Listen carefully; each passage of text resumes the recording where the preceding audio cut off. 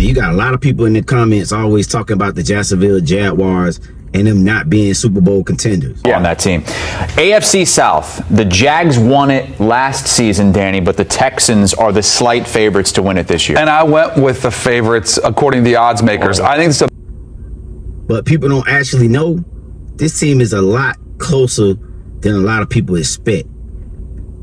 And this year, they're going to shock a lot of people in that win column. But I'm terrific. I'm finessing in that kitchen, dead Fisher. Dope yellow collar, something like or Indiana Pacers, Judge Reggie Miller. I'm in that bit like a man. When you be around this team, as much as I've been around this team this all season, you've seen that there has been a great culture shift in this organization. And I've been talking to guys that's been with this organization since the inception and the inaugural year of the Jacksonville Jaguars. And they're telling me that the culture is totally different. I mean, leaps and bounds. Like when you walk in the building, man, you know you're in a winning organization. And just the camaraderie amongst the players, coaching, the organization, the staff, everybody, they're all in on it together. And you see that. I mean, and it's showing up on the field like it did last year, man. We didn't expect to see it so fast with 13-4. But you see that there's a culture shift in Jacksonville. No longer is this team has a losing culture, and the Jacksonville Jaguars are the butt of all the NFL jokes. This team is about business, and they're about winning, man.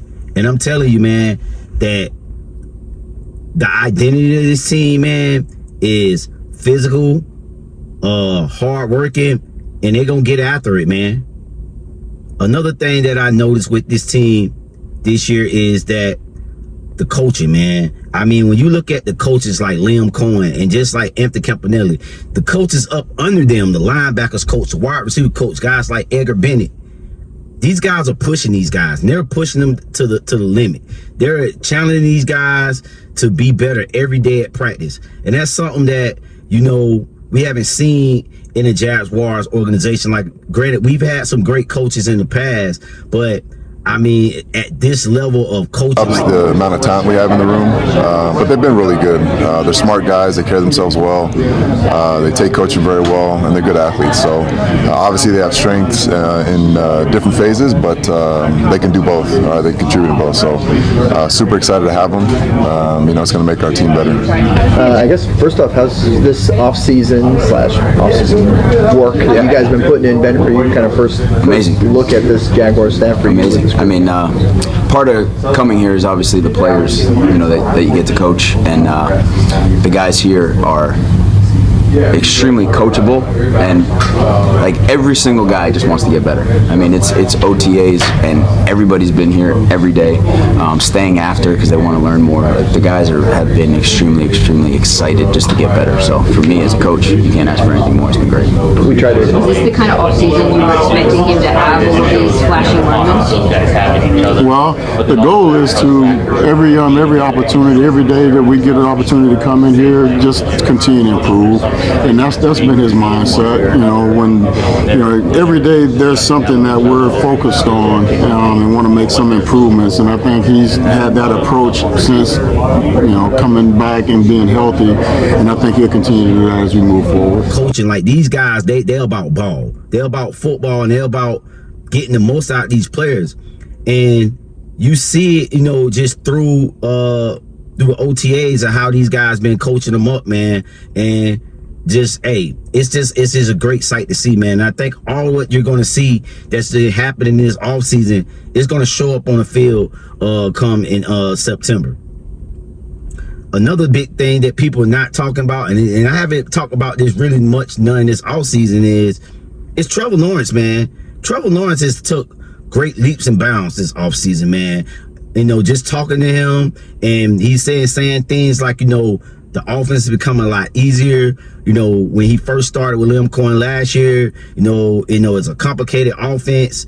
And, as the year went on, it got easier. And I think coming into year 2 on the Liam Cohen, Trevor Lawrence, he's going to take the next step, man. And I just think you can see it in the OTAs. There wasn't not bad days at OTAs with Trevor Lawrence. He had a lot of his throws with Chris, made the right reads. And I think, overall, when it comes time for training camp this year, Trevor Lawrence is going to be in the best shape mentally.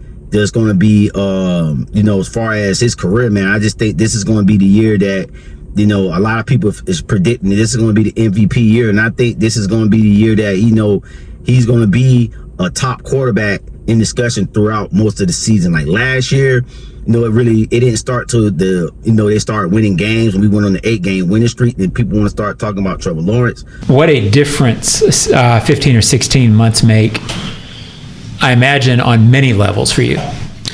Yeah, huge difference. I mean, just the feeling in the building. Obviously, last year, everyone was new, and you're just trying to figure out. You're trying to learn people, build the relationships. Mm-hmm. You don't have that connection or that relationship with the staff yet because everyone's new and everyone's trying to figure it out. So that piece you're working on, and you're also getting a new system, and you're trying to figure out just how to do your job and how to, you know, be prepared every day, and there's a lot of work that goes into that. And then on top of that, rehabbing from you know, season-ending surgery and trying to get back healthy to where I feel like myself again. Like there was a lot of moving parts, and this year not having a few of those and having the relationships, knowing the staff, having great relationships with them and with the guys on the team now that we've been together a year, some of the new players that came in, and just having the system down. There's so much more confidence when you step on the field of we know what we're doing, and it's never going to be perfect. There's things that we got to work on, and we're coached hard still, and that's a real thing. You mentioned that a couple of times, just not having. But I think this year it's going to happen a lot sooner than a lot of people expect, man. So that's another thing.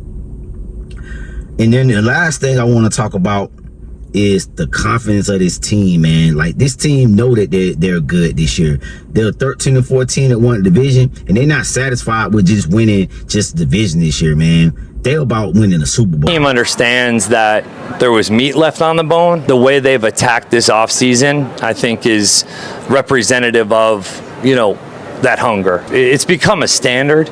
It's become something that we don't have to ask them to do anymore. They're doing it. You know, there's no question that we have a close group. And I think this team can do it, man.